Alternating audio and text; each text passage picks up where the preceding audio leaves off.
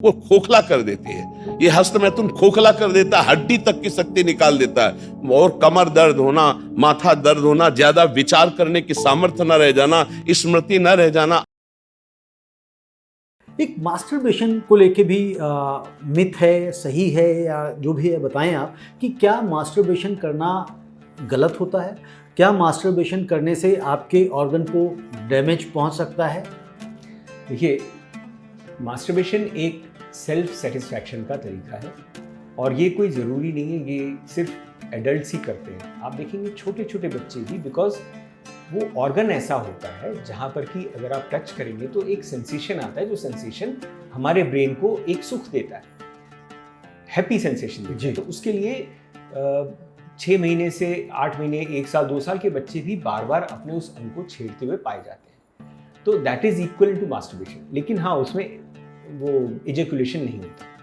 Masturbation की कोई ऐसा नहीं है कि ये एक सही बात कही आपने कि मिथ है, इससे कोई भी आपके ऑर्गन को नुकसान नहीं होता। जो एडवर्टाइज होते हैं कि आपने बचपन की गलतियां की होंगी, ऐसा कुछ नहीं होता है।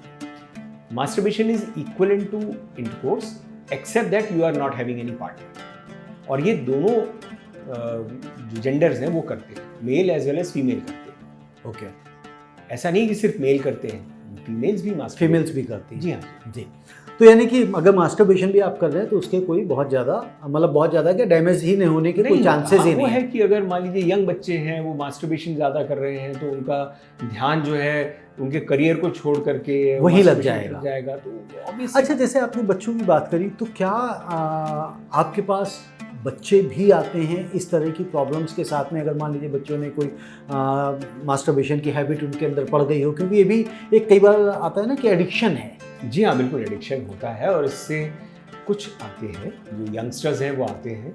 और सिर्फ मास्टरबेशन से ही नहीं, बहुत सारे यंगस्टर्स हैं जिनको सेक्सुअली ट्रांसमिटेड डिजीजेज हो जाती हैं, बिकॉज वो अपने जो भी स्कूल पार्टनर या कॉलेज पार्टनर या ऑफिस कलीग के साथ मल्टीपल रिलेशनशिप्स हो जाते हैं और उनको ये नहीं पता होता है कि सेफ सेक्स क्या है। ठीक है, मैं यहाँ ये नहीं कहना चाहूँगा कि आप रिलेशनशिप ना रखें, लेकिन हाँ, एक सेफ सेक्सुअल प्रैक्टिस करके करें जिससे कि आपको या आपके पार्टनर को कोई भी डिजीज ना लगे।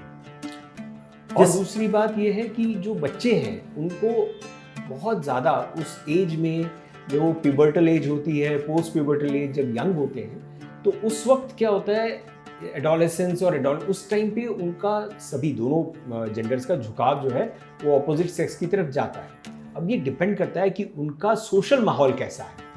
अगर उनके फ्रेंड्स भी उसी टाइप के हैं जो इसमें ज़्यादा ढूंढते हैं कोई भी रास्ता कि कैसे हम इसके बारे में ज़्यादा जानकारी प्राप्त करें या हम किस तरह से इसके बारे में अपने आप को सेटिस्फाई करें, तो वो उस आपस में डिस्कशन करेंगे। मैं यहाँ पर सभी पेरेंट्स को ये कहना चाहूँगा जिनके कि एडोलेसेंट बच्चे हैं कि आप अपने बच्चों के साथ थोड़ा सा ओपन हो जाएं, दोस्त बने उनके, और उनको कॉन्फिडेंस दें कि आप उनकी बातों को समझते हैं, समझ सकते हैं और उनको सही दिशा दिखा सकते हैं।